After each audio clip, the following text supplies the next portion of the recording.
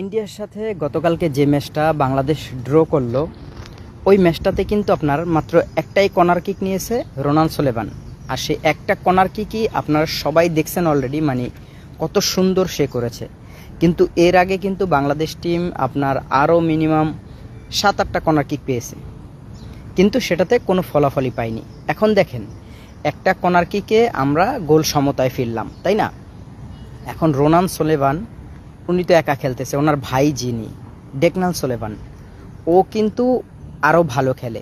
এখন বাফুফে কি ভয় পাচ্ছে যে ওকে নামালে ওর পজিশনে যে খেলে সে আর কখনো চান্স পাবে না, ও রোনান সোলেভানের মতন ভালো খেলবে? আমার মনে হচ্ছে সেটাই। আপনি দেখেন প্রত্যেকটা প্লেয়ার এতটা মানে তারা টায়ার্ড হয়ে গেছে, তারা খেলার পরে পুরো মাঠে শুয়ে পড়ছে, উঠতেই পারতেছে না। অথচ সাইড বেঞ্চে আপনার ডেকনান সোলেভান, ইব্রাহিম নওয়াজ আরও অনেকে বসে আছে, তাদেরকে সুযোগ দেওয়া হয়নি। কেন আপনি প্রথম হাফে না দিয়েছেন, সেকেন্ড হাফে তো দিতে পারতেন।